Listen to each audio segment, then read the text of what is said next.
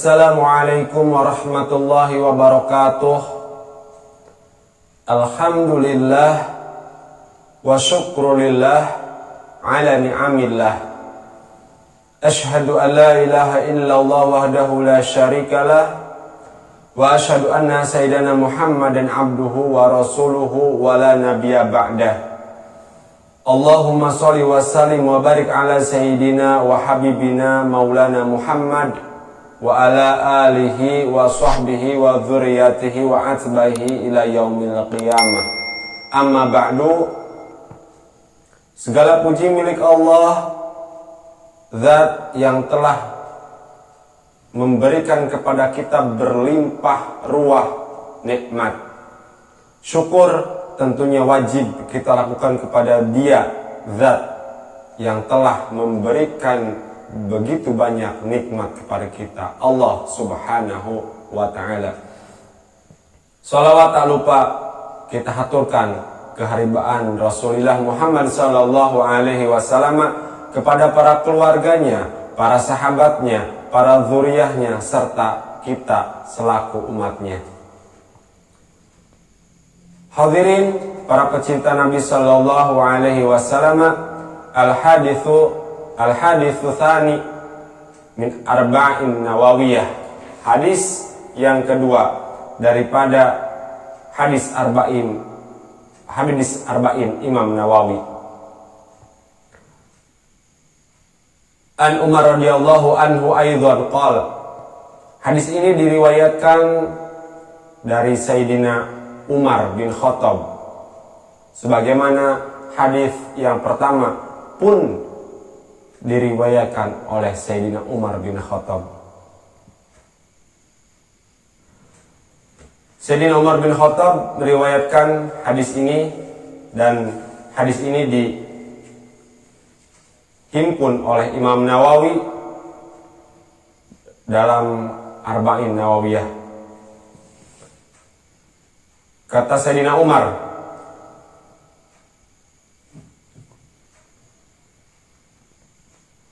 bainama nahnu julusun indallahi Rasulullah sallallahu alaihi wasallam dzata yaumin id tala'a alaina wa rawa rajulun sadidun bayadid thiyabi sadidu sawad asairi la yura alaihi atharu safari wa la ya'rifuhu min ahadun hatta jalasa ila nabi sallallahu alaihi wasallam fa asnada rukbatayhi ila rukbatayhi wa wada'a kafaihi ala fakhidaihi.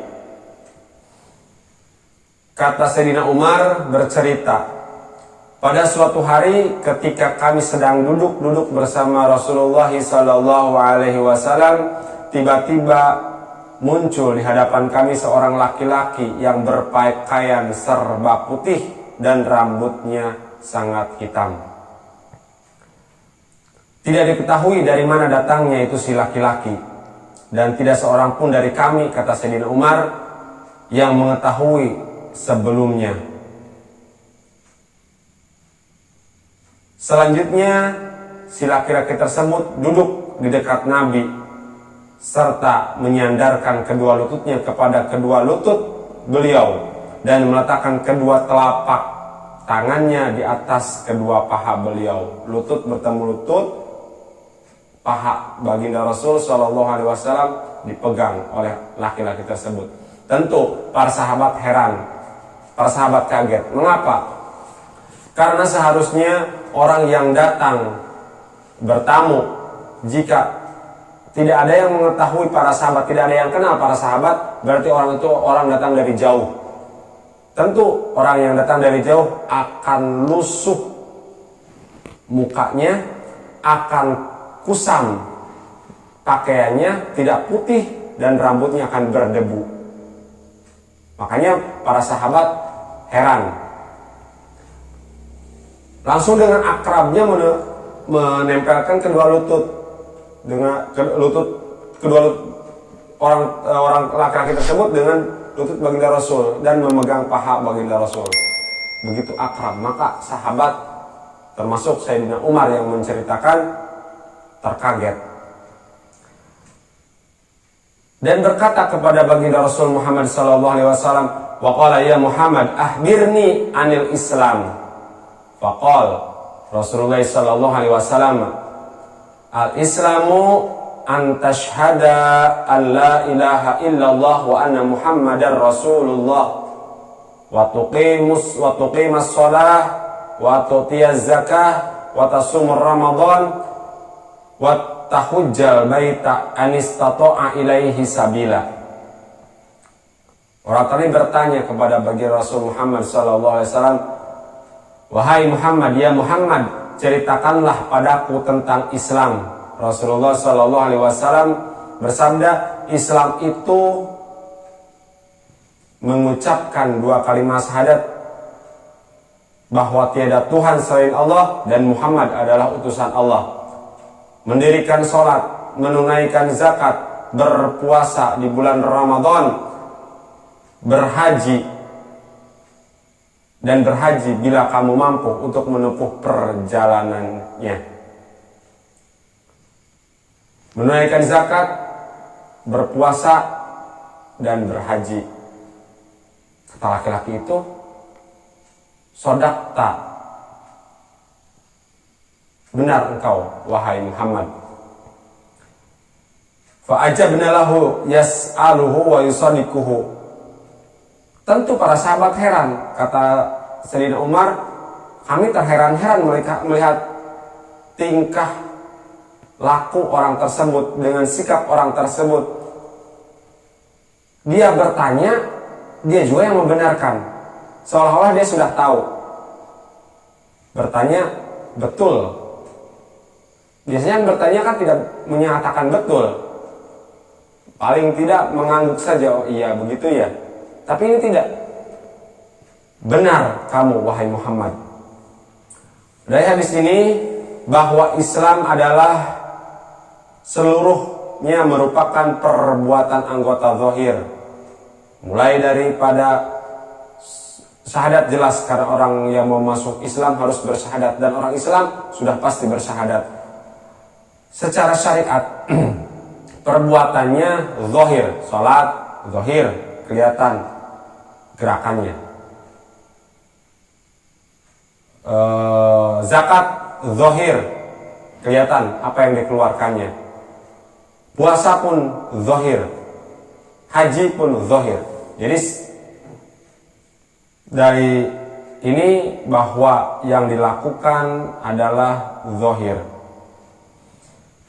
Tidak menjadi sebuah permasalahan mengapa dia mengucap syahadat, entah karena ketakutan sehingga mengucap syahadat, karena ingin menikah, karena ingin dimuliakan.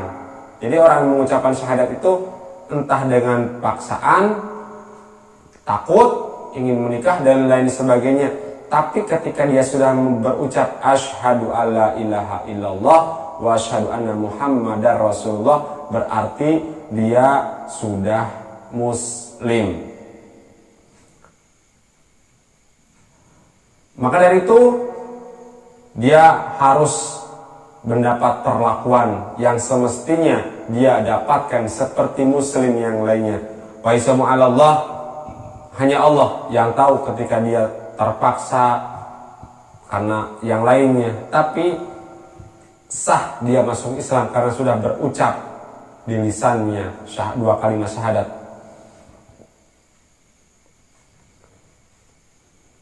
Maka jika seorang itu sudah bersyahadat, kita hormati orang tersebut, kita bantu ketika dia susah, kita tengok ketika dia sakit, kita kuburkan ketika dia meninggal dengan kuburan atau dengan penyelenggaraan jenazah secara muslim. Qala fa akhbirni anil iman. Dia bertanya lagi, si laki-laki tersebut kepada baginda Rasul Muhammad SAW, kabarkan kepadaku tentang iman.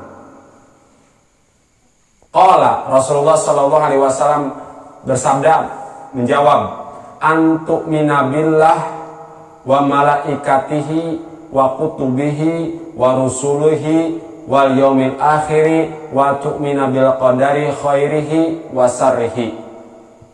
Iman itu kamu percaya sepenuh hati kepada Allah, kepada para malaikat Allah, kepada kitab-kitab Allah, kepada Rasul-Rasul Allah, hari akhir, serta kamu percaya yang terakhir dan keenam dengan sepenuh hati terhadap takdir Allah yang baik dan takdir Allah yang buruk. Qala, berkata lagi orang itu, sodaqta, betul kamu Muhammad. Secara singkat, baginda Rasul Muhammad SAW menjelaskan tentang iman, percaya kepada Allah. Apa maksudnya percaya kepada Allah? Bagaimana cara mempercayai Allah itu? Para ulama menafsirkan beriman kepada Allah itu beriman biwujudihi, dengan adanya Allah. Allah menciptakan kita, Allah memelihara kita. Wa uluhiyatihi, beriman dengan ketuhanan Allah. Artinya Allah yang hanya berhak untuk disembah. Berikutnya wahdaniyatihi, beriman dengan keesaan Allah. Tidak ada yang lain, Tuhan yang lain selain Allah Subhanahu wa ta'ala. Wa anahu muttasifuna bi kulli kamal wa munazzahun an kulli nafsin wa muhal. Dan beriman kepada Allah dengan segala sifat kesempurnaan, dan Allah Maha Suci dari bersifat kurang dan yang mustahil. Hadirin para pecinta Nabi Sallallahu Alaihi Wasallam, beriman dengan malaikat. Para ulama mensyarahkan, hum ajsanun nuran niyatun qadiruna ala tasaqu bi askalin mukhtalifah. Malaikat itu jisim yang sifatnya cahaya. Dia bisa berwujud dengan bermacam-macam bentuk. Apa maksud daripada percaya kepada malaikat? Bagaimana cara mempercayai? Biwujudihim, malaikat itu ada. Kita percaya bahwa malaikat itu ada, biwujudihim. Terus bagaimana mempercayainya lagi atau berimannya lagi?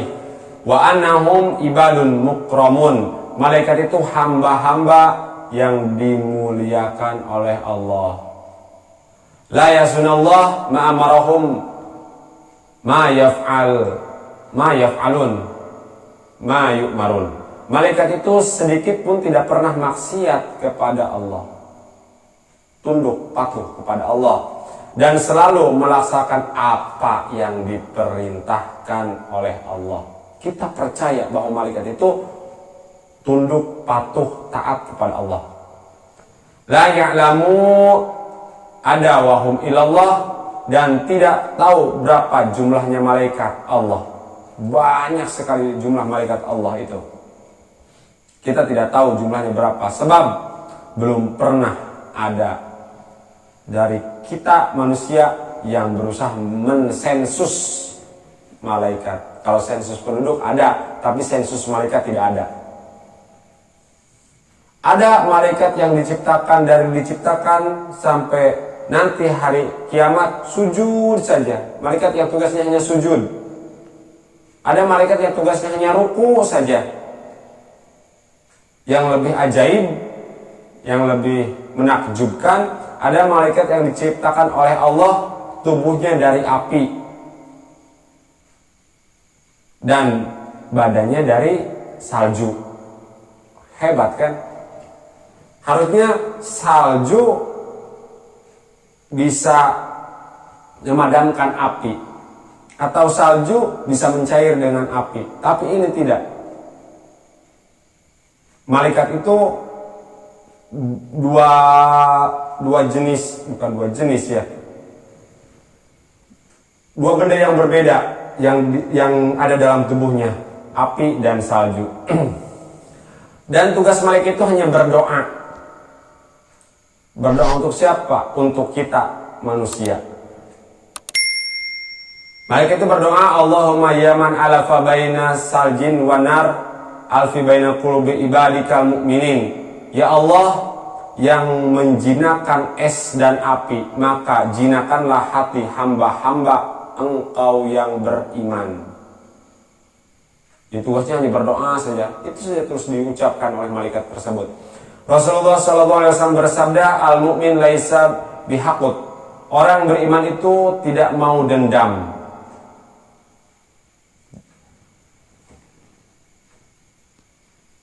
Orang beriman, kata baginda Rasul, tidak akan mau dendam. Dalam hatinya tidak ada dendam. Ada malaikat yang hanya berdoa khusus. Di pagi hari, malaikat itu berdoa. Allahumma a'ti munfikon khalafa wa yaqul akhar. Allahumma a'ti mumsikan talafa. Ya Allah, berikan ganti orang-orang yang memberi. Orang yang bersedekah itu didoakan oleh malaikat. Ganti ya Allah orang yang mau memberi atau mau bersedekah. Jadi orang yang bersedekah sudah pasti diganti oleh Allah karena doa malaikat. Doa malaikat tidak perlu diaminkan, pasti qabul. Dan malaikat yang satunya berdoa, ya Allah berikan orang yang kikir. Allahumma a'ti mumsikan talafa. Ya Allah berikan orang kikir itu binasa atau kebinasaan daripada hartanya. Maka yang dermawan mau memberi bersedekah, maka dia akan diganti oleh Allah. Dan siapa yang kikir, pelit, maka akan dibinasakan oleh Allah karena doanya malaikat yang ini. Hadirin para pecinta Nabi Shallallahu Alaihi Wasallam, jumlah malaikat secara pasti hanya Allah yang tahu. Tapi ada yang wajib kita tahu dan kita imani, yaitu 10 malaikat.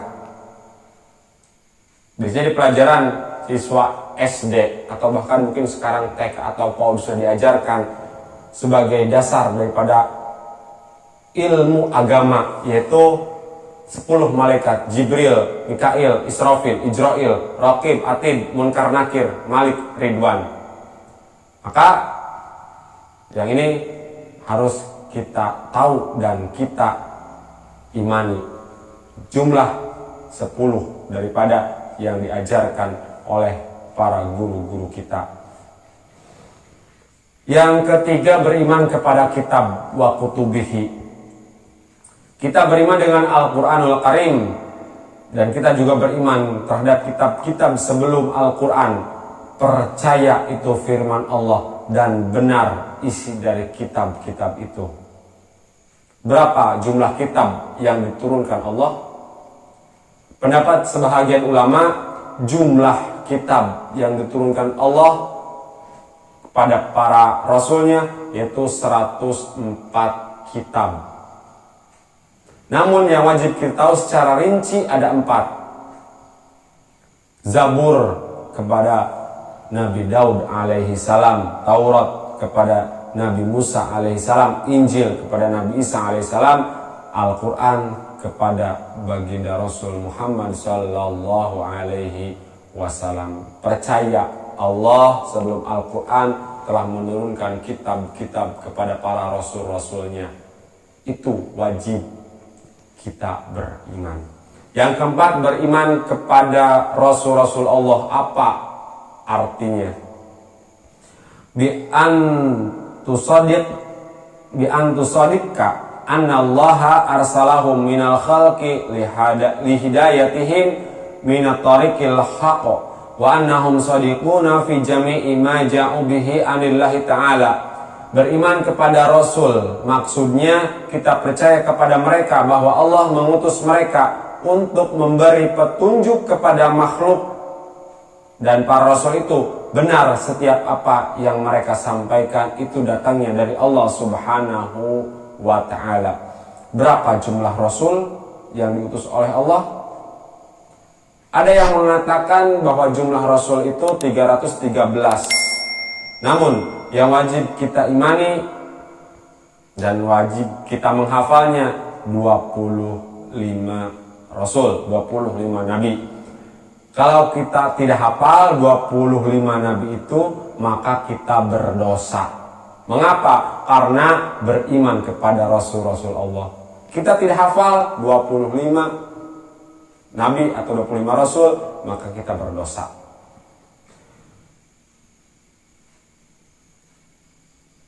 Hafal itu ada dua macam, hadirin para pecinta Nabi Sallallahu Alaihi Wasallam. Hafal secara tertib, mulai dari Nabi Adam berurut ke bawah sampai kepada Nabi Muhammad Sallallahu Alaihi Wasallam. Yang kedua, ada yang hafal itu tapi tidak berurut, tidak rinci. Artinya yang penting 25 hafal, cuma tidak berurut.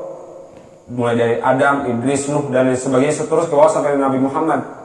Tidak rinci, itu juga dikatakan hafal. Hafal yang pertama berurutan, yang kedua tidak berurutan, itu juga hafal. Tapi kalau kita tidak hafal, berdosa hukumnya. Yang kelima, beriman dengan hari akhir, wal yaumil akhir. Percaya bahwa kiamat itu akan terjadi dan waktunya hanya Allah yang tahu.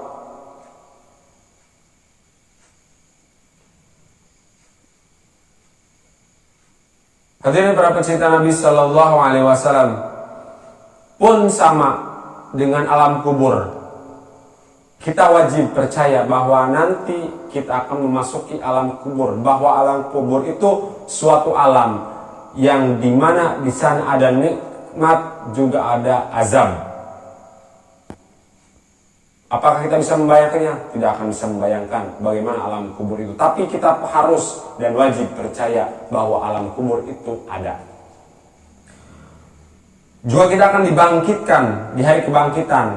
Maka itu juga harus kita percayai bahwa ada hari kebangkitan, di mana nanti kita akan sibuk dengan urusan kita masing-masing, bahwa kita akan dibangkitkan dengan wujud yang berbeda-beda sesuai dengan amal perbuatan kita sewaktu hidup di dunia. Nanti juga ada huru-hara hari kiamat. Kita wajib juga percaya tentang hal itu. Huru-hara hari kiamat wajib kita percaya, wajib kita beriman. Juga akan ada kita melewati sirat, jembatan di mana terhubung daripada padang mahsyar menuju surga. Bentangan itu di bawahnya adalah neraka. Neraka itu berlapis ke bawah. Maka kita wajib percaya itu semua. Dan ketika kita selamat, sampailah ke surga. Ketika kita berdosa, nyemplung ke neraka.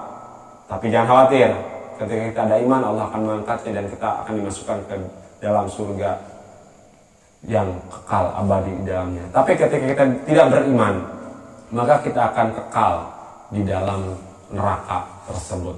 Hadirin para pecinta Nabi Sallallahu Alaihi Wasallam. Yang keenam, wa tu'mina bil qadari khairihi wa sarihi. Beriman kepada takdir yang baik dan takdir yang buruk. Apa artinya? Anta taqida anna Allah qadri khairihi wa sar qabla khalqil khalaq. Kana jami'a makana wa ma yakunu biqadarillahi wa qadarih. Beriman kepada takdir artinya engkau mengiktikadkan, engkau mempercayai sepenuhnya bahwa Allah telah menentukan kebaikan, bahwa Allah telah menentukan kejahatan sebelum Dia mencipta makhluk tersebut. Baginda Rasul Muhammad SAW bersabda dalam hadis qudsi, Allah berfirman, khalaqtul khaira wasar fatuba liman khalaqtuhu lil khair wa ajratul khaira ala yadayhi wa wailul liman khalaqtuhu lisarru ajraitu khaira wa ahraihu sar ala yadayhi wa wailu thumma wailun liman qala liman wa kaifa. Allah subhanahu wa ta'ala berfirman dalam hadis qudsi, aku yang menciptakan kebaikan dan kejahatan itu, kata Allah, maka beruntung bagi orang-orang yang aku ciptakan untuk menjadi baik dan aku lakukan, kata Allah, kebaikan atas kedua tangannya. Dan celaka, kata Allah, bagi orang-orang yang diciptakan untuk berbuat jahat atau menjadi orang jahat. Dan aku berlakukan kejahatan di atas kedua tangannya. Dan ada yang sangat celaka. Siapa yang celaka itu? Orang yang berkata kepada Allah bagaimana dan bagaimana. Berkata laki-laki tadi, qala shadaqta, benar kamu wahai Muhammad. Berkata lagi si laki-laki itu, qala fa akhbirni anil ihsan. Kata laki-laki, ya Muhammad, katakan kepadaku apa ihsan itu. Baginda Rasulullah SAW bersabda, qala anta budallah kana tarahu fa ilam takun tarahu fa innahu yarak. Ihsan itu, kata Rasul, engkau menyembah kepada Allah seakan-akan engkau melihat Allah. Jika engkau tidak bisa merasakan itu, seakan-akan jika engkau tidak merasakan bahwa seakan-akan engkau melihat Allah, maka rasakanlah bahwa Allah itu melihat engkau, kata baginda Rasul Muhammad sallallahu alaihi wasallam. Puncak kenikmatan di dalam surga, hadirin para pecinta Nabi sallallahu alaihi wasallam, adalah melihat Allah Subhanahu wa taala. Tidak ada kenikmatan melebihi nikmatnya memandang zat Allah Subhanahu wa taala. Ketika sedang makan, ketika sedang minum, ketika sedang dengan bidadari, ketika ada pengumuman bahwa Allah akan tajalli, maka segala kegiatan penduduk surga ditinggalkan dan langsung menuju Allah. Saking hebatnya, saking nikmatnya bertemu dengan Allah. Maka jika kita di akhirat di surga merupakan puncak kenikmatan, yaitu bertemu dengan Allah, maka seolah-olah kita melihat Allah ketika kita sedang beribadah. Bukan berhayal bahwa wujud Allah seperti ini, bukan. Kita tidak dianjurkan untuk berhayal bahwa Allah itu berwujud seperti ini. Wujud Allah adalah wujud yang hanya Allah sendiri yang tahu. Kita tidak boleh mengandai-andai bahwa Allah itu seperti ini, Allah itu seperti ini. Tidak boleh. Bahwa seolah-olah Allah melihat kita. Maka dalam ibadah tersebut kita akan menemukan kelezatan ibadah. Lupa segalanya. Dalam sholat, ketika bersolawat, bahwa kita merasakan kelezatan itu. Dalam aktivitas ibadah, ketika kita merasakan bahwa Allah melihat kita, maka kita akan merasakan nikmat. Lalu laki-laki itu bertanya lagi, qala fa akhbirni anis sa'ah, katakan padaku tentang kapan datangnya hari kiamat. Kata laki-laki tersebut, Rasulullah SAW bersabda, qala mal masulu an habi a'lama minasail, yang bertanya lebih tahu daripada yang ditanya. Lalu laki-laki tersebut bertanya, qala fa akhbirni an amaratiha, ceritakan kepadaku apa ciri-ciri kiamat itu. Qala, Rasulullah SAW bersabda, antaridal amata rabbataha, bahwa bila seorang hamba, bila seorang sahaya melahirkan tuannya. Hadirin para pecinta Nabi Sallallahu Alaihi Wasallam, berbeda-beda, bermacam-macam ahli hadis mensyarahkan daripada seorang hamba melahirkan tuannya. Kita ambil salah satu, yaitu manusia-manusia yang sudah durhaka kepada ibunya. Wa antaral hufatal uratal alam ala tari'a asai yatatawaluna fil bunyan.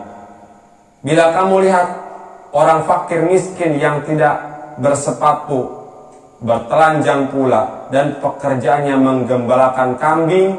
Mereka berlomba-lomba di dalam membangun rumah.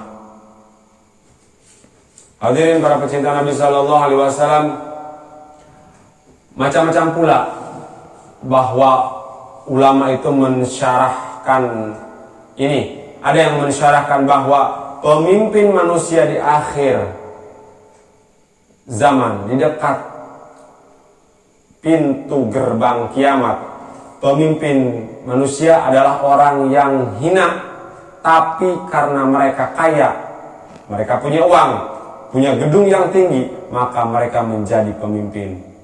Orang tersebut orang yang hina, bodoh, tapi kaya, punya uang, punya segalanya, maka mereka jadi pemimpin. Setelah bertanya tentang banyak hal, si laki-laki itu tsumman talaqa, laki-laki itu pergi. Falabithtu maliyan, kemudian Nabi terdiam lama. Ada yang mengatakan bahwa Nabi Muhammad SAW itu terdiam beberapa hari. Tsumma qala, kemudian Nabi berkata, "Ya Umar, atadri ma fi sa'il?" Ya Umar, siapa yang bertanya tadi? Nabi bertanya kepada Sayyidina Umar.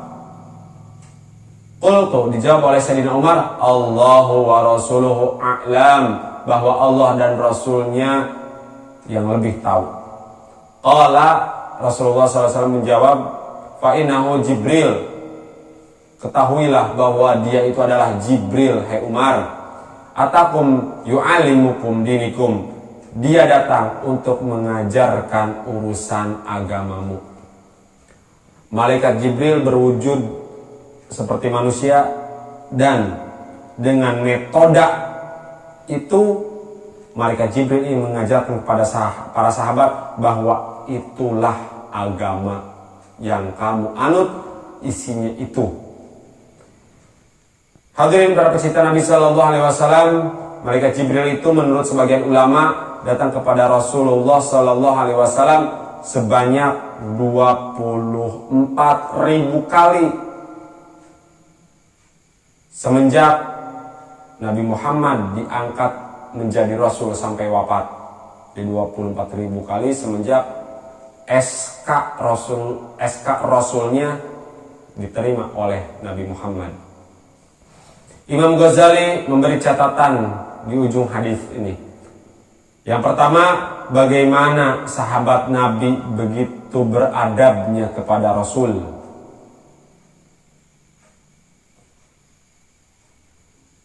Yang kedua, sahabat Nabi menjaga mulut dari suatu yang tidak ada manfaatnya. Orang tadi kan aneh, hadirin para pecinta Nabi SAW, datang akrab dengan Nabi, terus bertanya, terus pergi, tapi tidak ada dari para sahabat yang bertanya, siapa sih orang tadi? Tidak ada yang bertanya. Begitu beradab sahabat Nabi, mempunyai adab. Sahabat Nabi juga menjaga mulut dari sesuatu yang tidak ada manfaatnya. Hadirin para pecinta Nabi Sallallahu Alaihi Wasallam, mohon maaf al-fakir atas segala kekurangan dan kehilapan. Terima kasih atas segala perhatian. Insya Allah kita akan lanjutkan bagian yang ketiga, hadis tsalits, bagian yang ketiga dari Arba'in Nawawiyah. Insya Allah. Wallahul muwaffiq ila aqwamit thoriq. Wassalamualaikum warahmatullahi wabarakatuh.